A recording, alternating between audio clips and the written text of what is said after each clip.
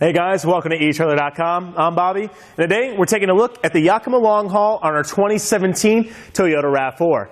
Now right away we can see this is a hanging style bike rack. It lets us fit up to 4 bikes on here, and that's going to be quite nice. Another nice thing about this dual arm support system, as you can see, you won't have a lot of play going left or right on these bikes. Now some of those single arm models you might find out there, that's another thing to keep in mind, so it's quite a nice feature on here. Keeping in mind we can fit up to 4 bikes on here, but we don't be utilizing any kind of carbon frame bikes that will deteriorate the frame of our bike since we are having this 3-point system on our frames. And speaking to that, if we have any smaller bikes, any of those kiddo bikes, or maybe some of our step-through bikes, keep in mind that we might need a bike adapter bar to actually utilize this 3-point system. Now this can fit up to 37.5 pounds per bike on this bike rack. Comes in pretty nice for any of those mountain bikes, anything of that sort will definitely fit on here. Now keep in mind, if you do have an e-bike of the sort, definitely take those batteries off and be sure to weigh your bike to make sure you're not going over capacity.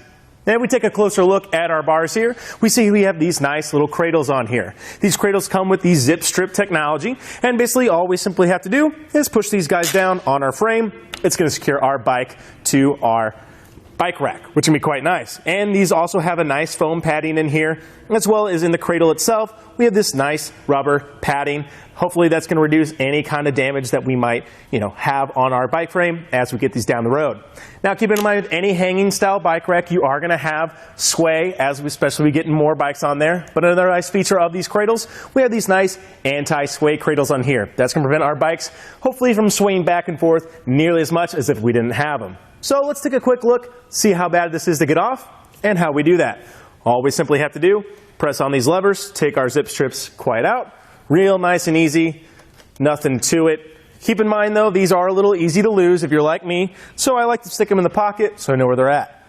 Now coming to the sway cradle here, we see we do have a little bit of an issue here. We don't have too much room to get this out, but that's easily quite manageable. All we simply want to do, back up a little bit. And these sway cradles are quite nice as they actually do sling back here, and then we can continue the process and remove it quite easily.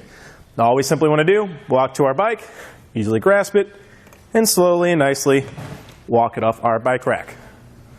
Again, real nice and easy to do. It's at a really good position.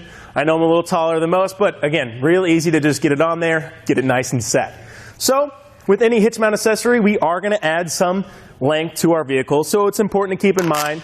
Now this is predominantly for a motorhome. As you can see, it does have a nice 2-inch receiver hitch, but basically what's going to happen with that, it's going to hold up great on those long road travels. It's going to have a lot of resistance to the roads here that we're going to have, but you might have a little bit of an issue there if you are looking for something. If you want to be able to access your hatch, unfortunately this does not have a tilting feature away. I do recommend the Yakima Backroad. It does have a nice tilting feature, so if you're looking for a hanging style bike rack, that might be the one for you. However, if we are having a motorhome, if we are flat towing this, it'll be a great option to be able to easily access it with our motorhome or with our bad boy here. So let's go ahead and take a look to see how much length this actually adds to our vehicle. It's important to keep in mind. And with a little movie magic here, I know that it's 40 inches from the rear of our vehicle. Now that's quite high, but you are getting a nice subset here. You are getting a lot of bikes on your bike rack. But it's important, maybe we want to get this in the garage, maybe we want to park it once we have our bikes down. Another nice feature here, we have this trigger finger release. All we simply want to do, support our mast, click that back, and watch it easily fall back and into place. You'll hear it click, and as you can see, I can't move it up. So that's quite nice. It reduces our length by quite a bit. And let's take a look to see how much we actually lose.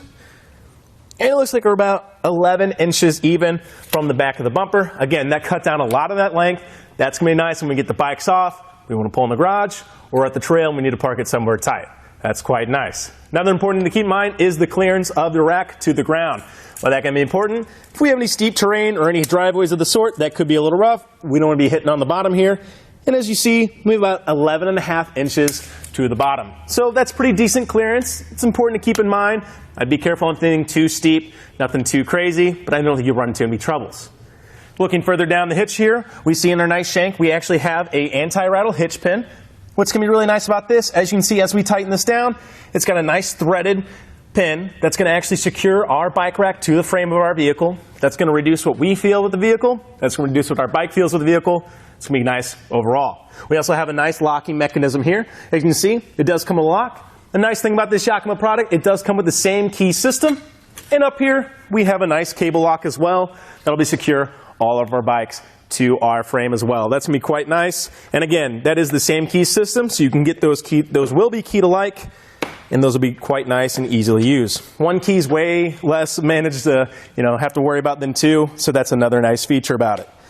All in all, I think it's got a pretty cool system to it. Like I said, this is predominantly for your motorhome vehicles, but it is quite nice once we get to our destination. If we want to just plop this onto this bad boy, or vice versa, it's a lot of versatility, which is quite nice. I like these cradles. They're really nice. They will prevent hopefully reduce kind of any damage to our bikes that we will be having. And all in all, I think it'll get you where you want to go. I think that's it for our look at our Yakima overhaul on our 2017 Toyota RAV4. I'm Bobby, and thank you for joining us. Now we're going to go ahead and take it on our test course. First, we'll start with the slaloms. This is going to show the side-to-side action. It's kind of going to mimic the movements that you'll see whenever you're driving down the road normally.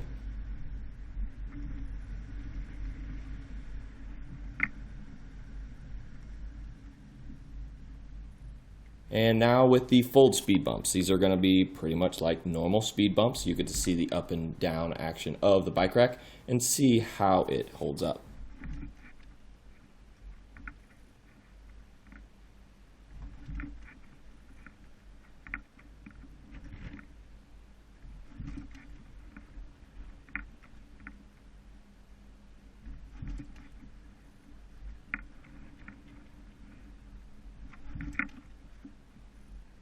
Now we'll have the alternating speed bumps. This is going to be more so like the uneven roads and some of that uneven terrain you might be traveling on.